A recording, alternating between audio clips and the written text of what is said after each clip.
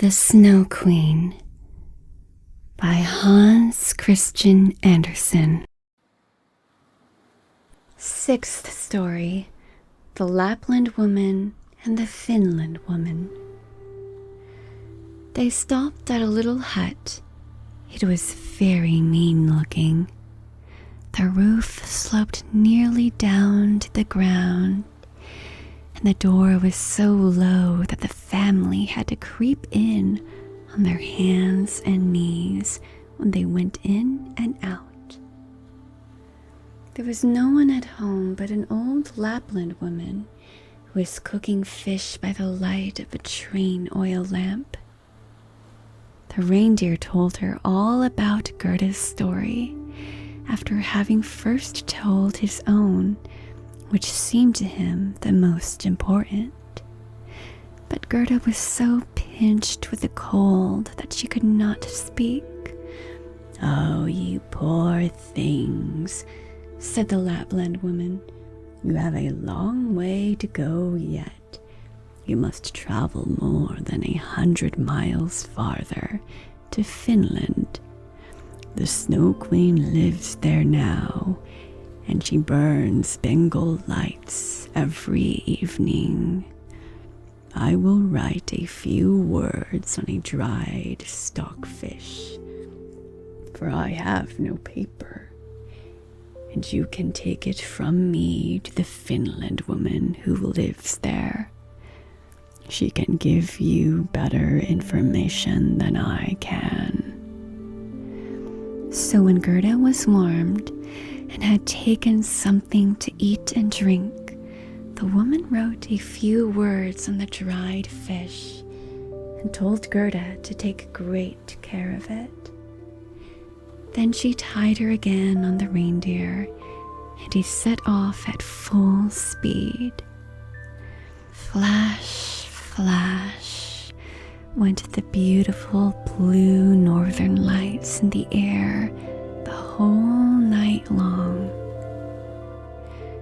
And at length they reached Finland and knocked at the chimney of the Finland woman's hut, for it had no door above the ground. They crept in, but it was so terribly hot inside that the woman wore scarcely any clothes. She was small and very dirty looking. She loosened little Gerda's dress and took off the fur boots and the mittens, or Gerda would have been unable to bear the heat. And then she placed a piece of ice on the reindeer's head and read what was written on the dried fish. After she had read it 3 times, she knew it by heart, so she popped the fish into the soup saucepan, as she knew it was good to eat and never wasted anything. The reindeer told his own story first, and then little Gerda's, and the Finlander twinkled with her clever eyes, but she said nothing. "You are so clever," said the reindeer. "I know you can tie all the winds of the world with a piece of twine. If a sailor unties one knot, he has a fair wind. When he unties the second, it blows hard. But if the third and fourth are loosened, then comes a storm, which will root up whole forests.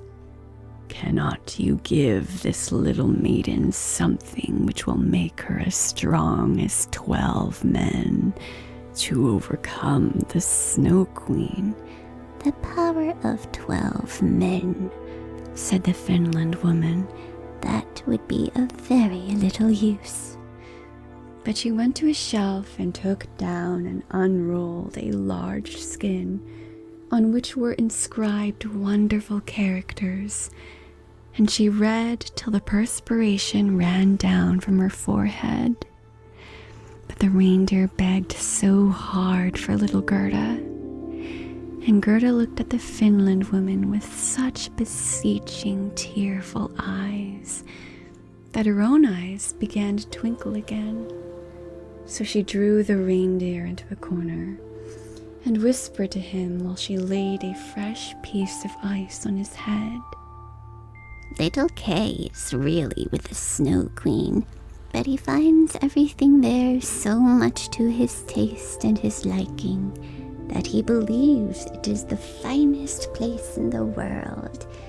But this is because he has a piece of broken glass in his heart and a little piece of glass in his eye.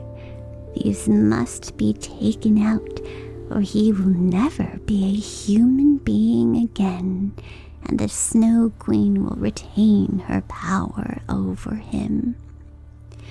But can you not give little Gerda something to help her conquer this power?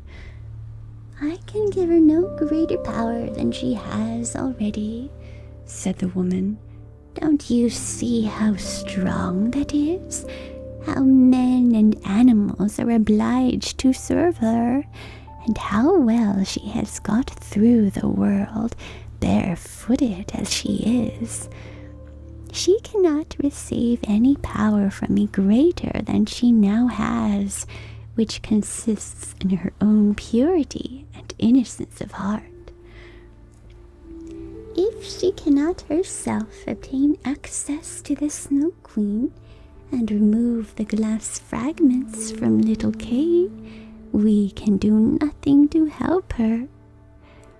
2 miles from here, the Snow Queen's garden begins.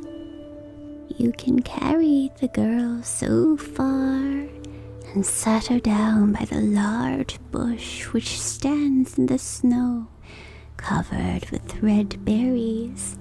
Do not stay gossiping, but come back here as quickly as you can. Then the Finland woman lifted little Gerda up on the reindeer, and he ran away with her as quickly as he could. "Oh, I've forgotten my boots and my mittens," cried little Gerda as soon as she felt the cutting cold. But the reindeer dared not stop, so he ran on till he reached the bush with the red berries. Here he set Gerda down, and he kissed her, and the great bright tears trickled over the animal's cheeks. Then he left her and ran back as fast as he could. There stood poor little Gerda, without shoes, without gloves, in the midst of cold, dreary, icebound Finland. She ran forwards as quickly as she could when a whole regiment of snowflakes came round her. They did not, however, fall from the sky, which was quite clear and glittering with the northern lights. The snowflakes ran along the ground, and the nearer they came to her, the larger they appeared. Gerda remembered how large and beautiful they looked through the burning glass. But these were really larger and much more terrible, for they were alive and were the guards of the Snow Queen and had the strangest shapes.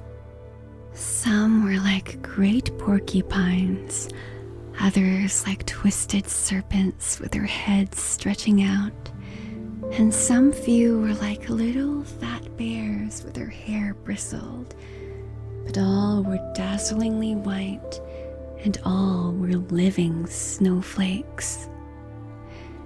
Then little Gerda repeated the Lord's Prayer, and the cold was so great that she could see her own breath come out of her mouth like steam as she uttered the words.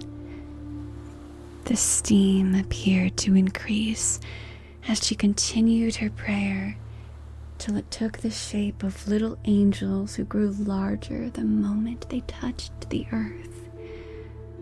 They all wore helmets on their heads and carried spears and shields. their number continued to increase more and more. And by the time Gerda had finished her prayers, a whole legion stood round her. They thrust their spears into the terrible snowflakes so that they shivered into 100 pieces. And little Gerda could go forward with courage and safety. The angels stroked her hands and feet so that she felt the cold less, and she hastened on to the Snow Queen's castle. But now we must see what Kay is doing. In truth, he had not thought of little Gerda, and never supposed she could be standing in front of the palace.